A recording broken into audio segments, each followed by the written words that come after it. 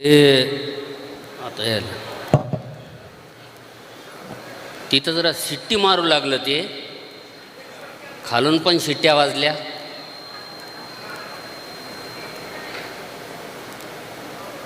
ते फोटो लई वेळ आला याच्यामध्ये फ्रेममध्ये, पण हा फोटो जरा चांगला वाटला मला, त्याच्यामुळं माईक इथं घेतला.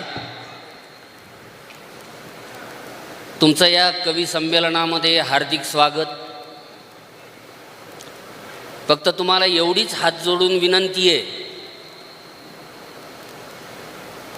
की मौतीत आल्यासारखे बसू नका. हे जरा बाजूला काढतो काय, फोकस डोळ्यावर यायला, त्याच्यावर टाकणार, त्याच्यावर टाक भैया, त्याच्यावर टाक. हा ते बंद करा म्हणतायत ते.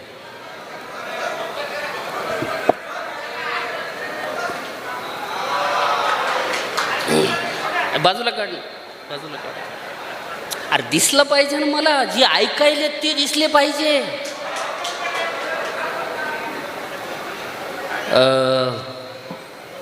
विठ्ठलराव, तुम्हाला वाढदिवसाच्या बेंबीच्या देठापासून खंडीभर शुभेच्छा देतो. म्हणजे एवढ्या शुभेच्छा देतो तुम्हाला की तुम्हाला कविते एवढं आयुष्य लाभावं. आणि परभणीत म्हणा, अजून मोठ्या शहरामध्ये तुमचा 100रीचा कार्यक्रम आम्हाला पाहता यावं, या तुम्हाला हार्दिक शुभेच्छा देतो. तुमची संपत्ती, तुमचं वैभव पतंजलीसारखं भरभराटीला यावं.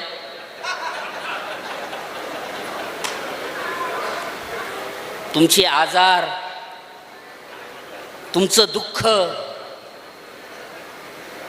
चित्रपटातल्या हिरोईनच्या तोकड्या कपड्यासारखं व्हावं, या तुम्हाला वाढदिवसाच्या शुभेच्छा देतो. आणि जे मोबाईलच्या डबड्यात डोकं घालून बसलेत त्या सगळ्यांना अवकातीत सांगालो, त्या मोबाईलचं नरडं दाबा. या टायमाला 2 लोकांचे फोन येतात, एक घेणाऱ्याचे आणि एक देणाऱ्याचे. घेणाऱ्याचे देणाऱ्याचे. त्याच्यामुळं तिकडं थोडं बाजूला ठेवा, काय होत नाही, एवढी कळ सोसा की.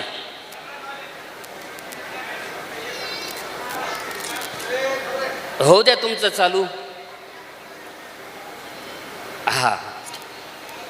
त्याला घरून फोन आला होता, जेवण तिकडं करायलेत की घरी यायलेत. नाही, त्यांच्यासाठी तो फोन होता. तर बघा, एवढं सुंदर कवी संमेलन तुमच्यासाठी या माणसानं आयोजित केलेलं आहे.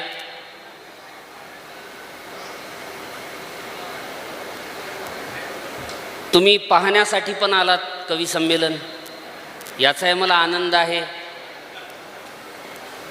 आणि तुम्ही एकदम जिवंत रक्ताची आहात, जिवंत डोक्याची आहात, शाबूत विचाराची आहात. आणि तुमच्या गुरुजीचा वाढदिवस आहे, आमच्या मित्राचा वाढदिवस आहे, तो पण शाबूत विचाराचा आहे, जिवंत डोक्याचा आहे आणि सळसळ त्या रक्ताचा आहे. नाही तर काय होते, लोकांमध्ये रक्त असतंय पण साला सळसळतच नाही. त्याचं कारण आहे, परड बघितलाय, परड तसे पडून असतात ते. कारण त्याचं रक्त थंड असतं, जिवंत रक्त जे असतं ते गरम असतं. मग तुम्ही सगळे जे आहात ते असे सळसळत्या रक्ताचे आहात. आता गुंजननं प्रेम कविता तुमच्यासमोर ठेवली, जवानी. किरण सर आपले हळूहळू पांढरे व्हायला लागलेले आहेत. काय काय लोकांचे पार झालेले आहेत. पण एक गोष्ट आहे साहेब, तोफा किती जुन्या असू द्या, बारूद किती जिवंत आहे हे महत्वाची गोष्ट असते.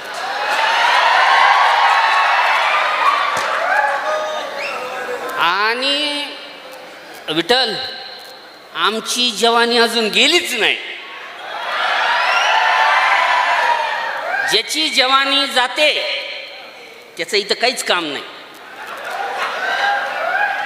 पटकनी एक गाडी भर लाकडं टाकायचे, पोतभर गवऱ्या टाकायच्या, तुझा रस्ता मोकळा तू यासाठी. पेटून घे नाही तर पेटून देतो.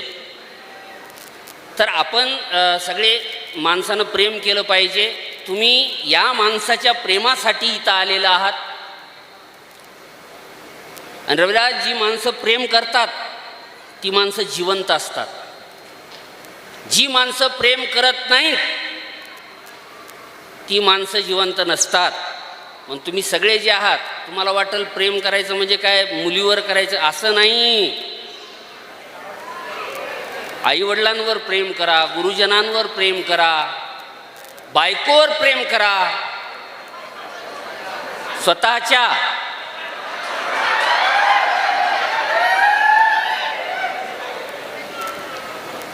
आणि माणसानं प्रेम केलं पाहिजे. सगळ्यांनी प्रेम केलं पाहिजे. मी प्रेमावर ह्याच्यासाठी जास्त बोलतो, इथं भरपूर माणसं असतील, त्यांना वाटत असेल की हे प्रेमावर वगैरे जास्त बोलायले. साहेब, प्रेमाशिवाय जगात काहीच नाही. जी माणसं प्रेम करतात ती फॅसिस्ट कधीच होऊ शकत नाहीत, कट्टरवादी कधीच होऊ शकत नाहीत. माणसांचा द्वेष तीच माणसं करतात ज्यांचं इथं आतलं सगळं काळीज जे आहे ते काळं असतं. तर आपण सगळे निर्मळ काळजाचे आहात. तुम्ही सगळे तरुण आहात, मी पण तरुण आहे, इथं भूतकालीन तरुण पण आहेत आणि काही आगामी तरुण पण आहेत. त्या सगळ्यांना या म्हणजे विठ्ठलरावांच्या अभिष्ट चिंतन सोहळ्याच्या हार्दिक शुभेच्छा देतो. आणि तुमच्यासमोर एक छोटी कविता ठेवतो. कवितेचं शीर्षक आहे इश्क पोतराजी. ऐक सखे बाई, ऐक सखे बाई, माझ्या पिरतीची कथा. ऐक सखे बाई, माझ्या पिरतीची कथा. आणि काय सांगू तुझ्यावर, कसा झालो मी फिदा.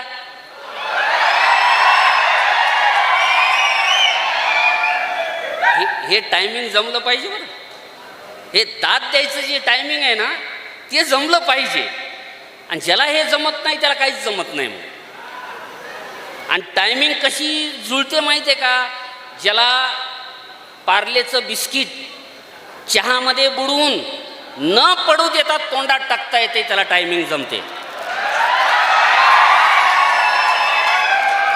आणि ते फक्त गावाकडच्या लोकांना जमतंय. टेडी बेर लोकांना नाही जमत ते. त्याच्यामुळं इज्जतीनं ऐकायची, इज्जतीनं दाद द्यायची. तुमची कविता आहे, ऐक सखे बाई, माझ्या फिरतीची कथा. आणि काय सांगू तुझ्यावर, कसा झालो मी फिदा. अन सखे साजने ग, अन सखे साजने ग, बाईल माझ्या घरची तू. बाईल म्हणजे धनीन, मालकीन. म्हणजे जिच्यावर प्रेम केलं तीच आपली मालकीन असली पाहिजे.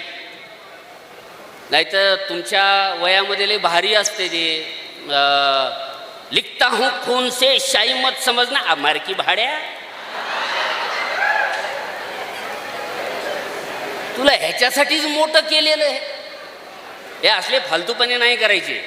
माणसानं एक गोष्ट शिकली पाहिजे की प्रयत्नवादी असलं पाहिजे. इथून गावातून येणारे जाणारे किती आहेत, थोडा हात वर करा. एस टीनं वगैरे प्रवास करणारे किती आहेत? एस टीनं सगळे गाडीवरच आहेत काय? सगळेच आहेत ना. काळी पिवळीनं जातात. एस टीमध्ये खिडकीचीच जागा धरायची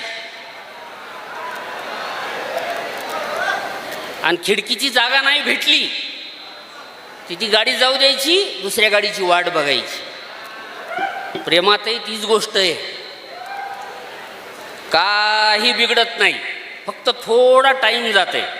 म्हणून ऐक सखे बाई माझ्या फिरतीची कथा, काय सांगू तुझ्यावर कसा झालो मी फिदा. अन सखे साजने ग बाईल माझ्या घरची तू, अन तुझं पाहणं इखारी जीव झाला फुगडी फू. अन तुझं पाहणं इखारी जीव झाला फुगडी फू. जीव झाला बारदाना. बारदाना म्हणजे आपल्याकडे कापूस भरायचे असते ना, त्याला बारदाना. काय काय लोकांचा लय मोठा बारदाना असतो. जीव झाला बारदाना रूप तुझं गोरपान.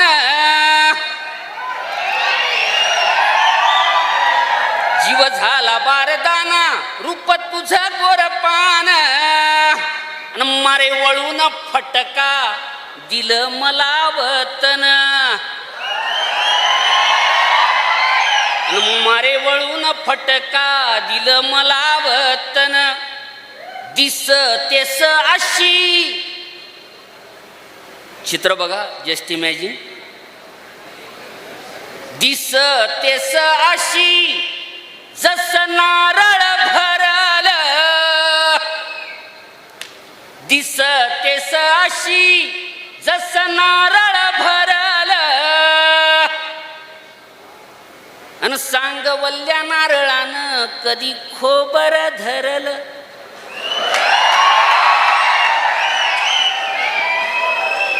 अन सांगवल्या.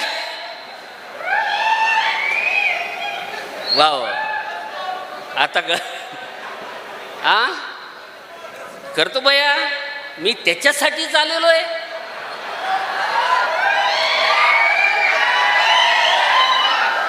महत्वाची गोष्ट काय,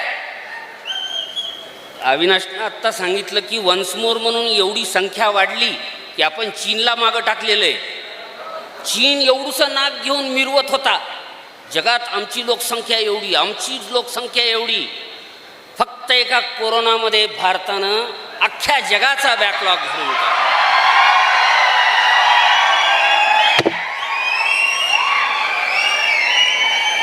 आणि या गोष्टीचा मला अभिमान आहे की त्यात माझा खारीचा वाटा आहे.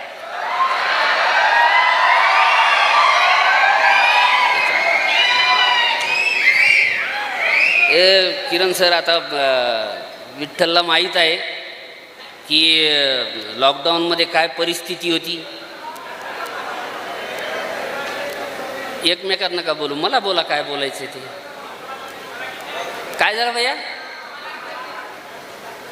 दिसतेस अशी जसं नारळ भरल.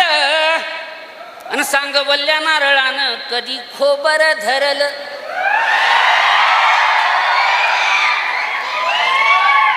तुझा पदर लई आवली. आवली अवचिंद. तुझा पदर लई आवली त्यानं केलं ग घायाळ.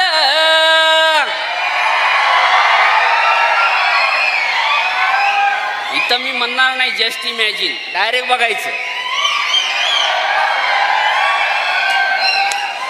आणि ज्याला ज्याचे पदर आठवायलेत त्यानं गोड मानून घ्यायचं. तुझा पदर लई आवली. तुझा पदर लई आवली त्यानं केलं ग घायाळ. अन फोक मारिला असा की त्याचा बुझच नावळ. अन फोक मारिला असा की त्याचा बुझच नावळ. आणि विठ्ठलराव, तुम्ही सांगितलं की बायकोनं हे जॅकेट घेतलं 1200चं वगैरे. तुम्हाला 1200चं तरी घेतलं.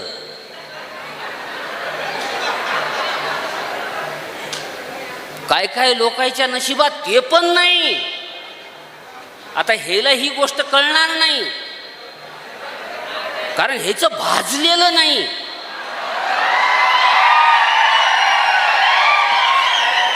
जेव्हा ह्याचं भाजल तेव्हा त्याला कळल. आपल्याला उत्क्रांतीच्या टप्प्यात येऊन भरपूर वर्ष झालेली आहेत. पूर्वजांची आठवण कशाला काढायली तिथं आवाज काढून? आणि आजूबाजूला लक्ष असू द्या. म्हणजे उत्क्रांतीचा एक टप्पा आल्यानंतर उतरती कळा लागते, मागून शेपूट येऊ शकतं, लक्ष ठेवा आजूबाजूची.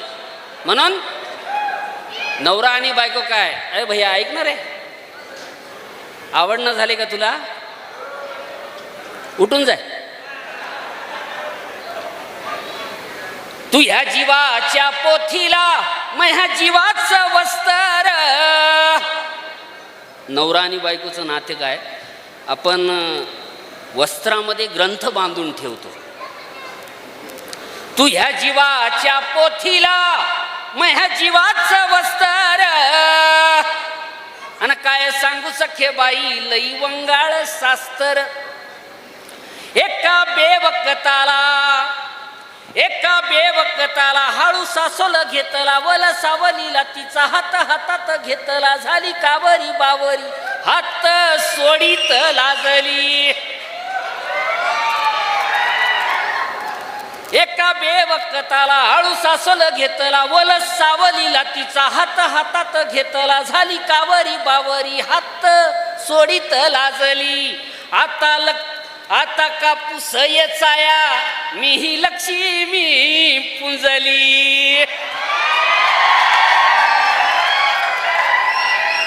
आणि पांदी मंदिराना मंदी पारा माग भेटी गाठीर.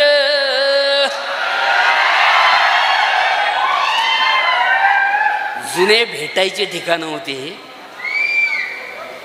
आता नारायणी सारखे हॉटेल पण तयार झालेले आहेत. ते लोक तिथं म्हणजे जाऊ शकतात, फिरू शकतात, एकांतवास.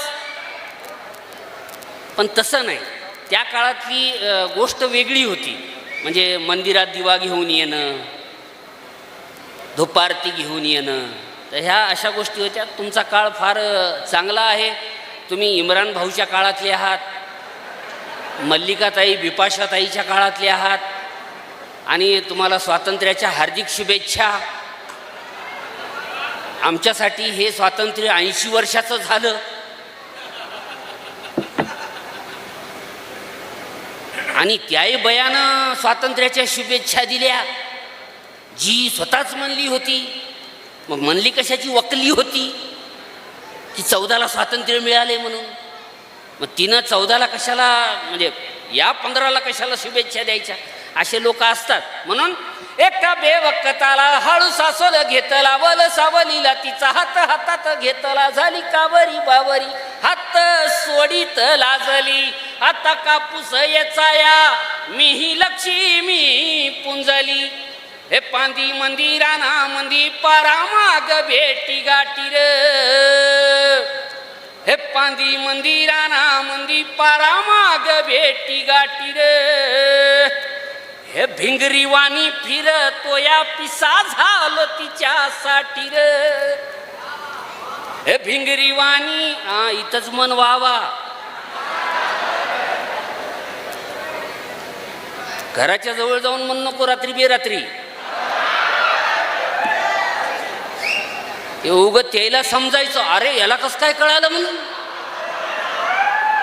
त्याचा टाइम असतो मित्रा, चांगली गोष्ट आहे.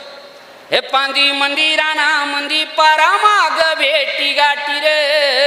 हे भिंगरीवाणी फिरतो या पिसा झालो तिच्यासाठी रे. हे दिस नाही रात नाही कयाचीच सूद नाही रे. अन माया डोळ्यात आभाळ सदा वाट तिची पाहिर. धन्यवाद.